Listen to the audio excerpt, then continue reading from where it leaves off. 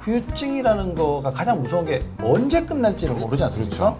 그러니까 이게 참 황당한 경우인데, 그러면 이런 것들을 이겨내려면 우리가 도대체 평상시에는 뭐를 준비를 해야 되겠습니까?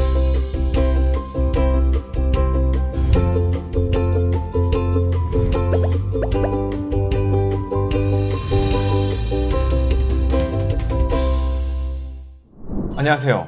아프지 마쇼의 닥터 준스 조준호입니다. 안녕하십니까. 아프지 마쇼의 닥터 준스 김준영입니다. 일단 염증을 일으키는 게 우리 생활 속에서 뭔가를 좀 살펴볼 수 있는데 고혈당입니다. 아, 고혈당. 네. 당 조절이 안 되는 거. 네. 그래서 우리가 먹는 음식들을 한번 살펴봅시다. 네. 자, 밀가루, 음료수, 단 과일들. 그렇죠. 그리고 거기에 있는 이제 포도당들이 무수하게 들어오고 있습니다.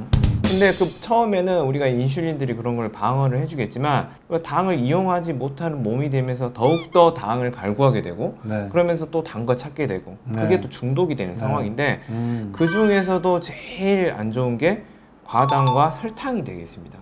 그러니까 우리가 과일 하면은 또 좋다고 생각을 그렇죠. 하시잖아요. 온갖 영양소가 너무 풍부하게 네. 들어있고 몸에 항상 좋고 네. 과일에 과당 네. 이런 것들이 우리 몸을 더 나쁘게 만드는데 네. 굉장히 기여를 많이 하는군요. 네. 그러니까 과당이라고 하면 이제 과일의 당이라고 해서 프루트를 붙인 프럭토스라고 부르잖아요.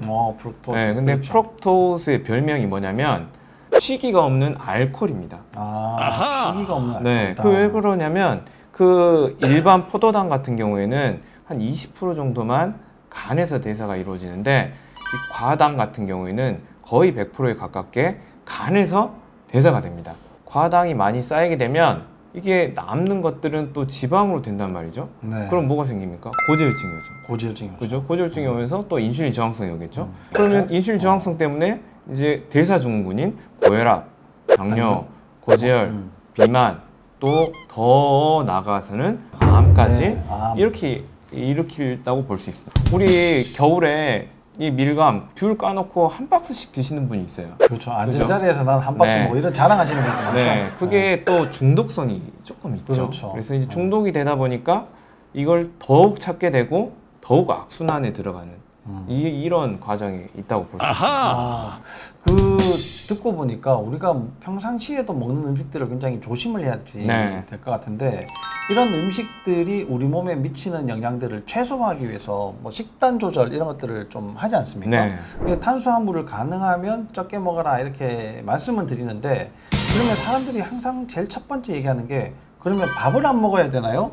그렇지 않다. 네. 설탕, 그 다음에 과당, 이게 이제 특히나 문제를 일으키는군요. 아까 말씀드린 것처럼 이게 이제 자율신경의 문제랑도 또 관련이 있으니까 네. 이런 것들은 또 우리가 흔히 얘기하는 경추의 문제, 경추의 문제. 이런 거랑 또 관련이 있지 네. 않겠습니까? 이 두 번째 그 원인으로 볼 수 있는 혈압을 조절하지 못하는 거. 혈압. 네, 고혈압을 조절하지 못하는 거. 근데 혈압은 누가 조율을 하는지를 좀 봐야 되는데 자율신경계가 조율을 하고 있습니다. 그렇겠죠. 네. 아무래도. 근데 자율신경이 어디서 나오느냐? 뇌 간에서 시작이 돼서 목을 통해서 등 위쪽에서 나오는 거죠. 네. 그러니까 목과 등이 일자목, 거북목, 새우등이 돼 있으면 우리 혈압 조절이 굉장히 힘들게 되는 거죠. 네. 그렇죠. 그래서 앉아가지고 계속 PC하고 핸드폰 보고 고개 꺾고 TV 보고 책 보고 공부하시는 분들은 BBB가 평상시에 건강하지 않은 분일 가능성이 굉장히 많습니다. 열심히 마스크를 착용하지 않습니까? 사실 그거 하고 있으면 엄청 답답하잖아요. 답답하죠. 이런 거는 우리 몸에서 영향을 주지 않겠습니까? 많이 주죠. 네. 일단은 마스크를 쓰고 나서 우리 원장님 치료 오실 때 마스크 쓸 때 어떻게 합니까? 이렇게 자꾸 턱을 움직이게 저는 되죠. 이거 계속 이렇게 하고 있어요. 턱을 계속 움직이게 되는데 네. 턱을 움직이면 이 턱 관절에는 굉장히 많은 감각기관들이 굉장히 많죠. 네. 그러니까 여기서 계속 신호가 발생을 하게 됩니다. 근데 신호 발생이 어디로 가냐? 바로 목으로 갑니다. 네. 그래서 일자목인 사람이 여기서 신호 발생이 자꾸 나오면 그게 출력으로 나올 겁니다. 출력이 어디 나오냐? 자율신경의 출력으로 나와요. 네. 그래서 혈압 조절이 굉장히 힘든 거죠. 네. 또 일부분은 또 머리로 이렇게 그렇죠. 가게 될 거고요. 그러니까 두통, 여기서 말씀하신 뭐 두통, 뭐 피로, 뭐 이런 거 가능하죠. 네. 그러니까 우리가 이제 마스크를 끼고 있는 게 여기 신경 작용을 통해서 우리 몸의 이제 또 신체화 증상, 다른 네. 문제를 또 만들어내고, 또 마스크를 끼고 있으면 이게 문제가 물론 바이러스는 안 들어올 수 있어요. 네네. 안 들어올 수 있는데 산소도 안 들어온다는 게 이제 제일 문제예요. 그렇죠. 너무 숨쉬기가 답답하잖아요. 산소가 없으면 우리 몸이 회복하는데 여러 가지 문제들이 많이 생기고 뭐 없으면 살아가는 것조차가 사실 안 될 수 있죠. 그러면 이런 산소 부족하고도 이런 게 관련이 되어 있을 수 있겠네요. 우리가 이제 마스크를 쓰게 되면 우리가 총 필요한 폐활량이 줄어들게 들어옵니다. 공급되죠. 네. 그렇게 되니까 더 빠른 호흡을 해야 되죠. 호흡 횟수가 늘어나지만 실은 따지고 보면 우리 몸에 들어오는 호흡량은 정상보다는 적습니다. 우리가 이제 그 전에는 편한 호흡이라고 해서 그냥 우리 횡격막만을 이용해서도 충분히 호흡이 가능했는데 부호흡근, 보조호흡근들을 가동을 시켜야 돼요. 네. 근데 그 보조호흡근들이 목에 있습니다. 다. 네. 그래서 목의 근육들이 흉곽을 들어 올려야 되기 때문에 여기에 하중이 더 가는 거죠. 네. 그러니까 힘이 더 가는 거죠. 근데 예를 들면 목이 이렇게 빠져 있는 사람이면 이미 고개가 떨어지는 거를 막기 위해서 근육이 굉장히 두터워져 있습니다. 네. 그런데 호흡을 더 하기 위해서 더 두꺼워지는 거죠.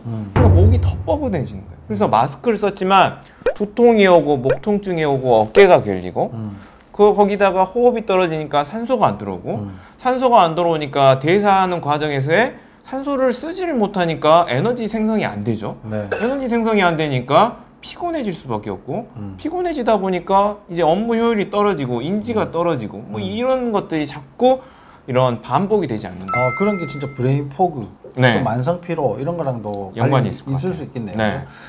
참 이게 그런 분들한테 마스크를 얇은 걸 써라, 아니면 또 쓰지 마라 이렇게 얘기하기도 참 어렵고 네. 어쩔 수 없이 쓰셔야지 되는 상황들이 너무 오래되지 않기를 사실 바라는데, 그러려면은 면역이라는 것이 굉장히 중요하지 않겠습니까? 네. 기본적인 면역은 우리가 저번에도 설명을 드렸는데 참고를 하셔가지고 영상을 한번 보시고 또 한 가지 팁을 드리자면 네. 또 뭐 어떤 게 있을 수 있겠습니까? 그러니까 세 번째, 우리 영양에 대해서 조금 더 구체적으로 좀 볼 수 있는데요. 네. 아까 BBB를 좀 무너뜨리는 것 중에 한 가지 요소가 있습니다. 네. 그게 세포 내부에 칼슘 농도가 높아지면 네. BBB가 약해진다고 나와 있습니다. 칼슘 농도가 네. 높아진다는 거는 세포가 거의 죽어가는 거죠. 죽어가는 네. 상태를 얘기를 하는 건데요. 네. 근데 칼슘의 농도를 조율하는 게 미토콘드리아가 조율하고 있습니다. 네. 그래서 이제 미토콘드리아를 망가뜨리는 요소들을 찾아서 해결해 줘야 됩니다. 그럼 이 미토콘드리아를 제일 망가뜨리는 거는 일단 산소가 적게 들어가는 상황이 되겠고요. 네.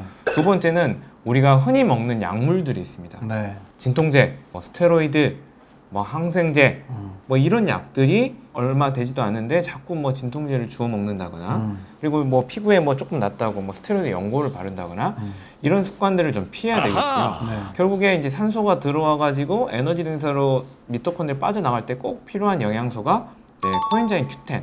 네. 그래서 코엔자임 Q10 같은 거를 좀 같이 복용하시거나 세포 내부의 칼슘의 농도를 낮추려면 마그네슘 같은 게 좀 도움이 될 것 같습니다. 정제 탄수화물을 적게 먹고 혈압이 올라가지 않도록 자율신경계 특히 목 이런 것들을 좀 조심하셔야지 되고, 충분한 산소를 좀 마셔야지 되겠고, 네 번째는 좋은 성분의 영양소.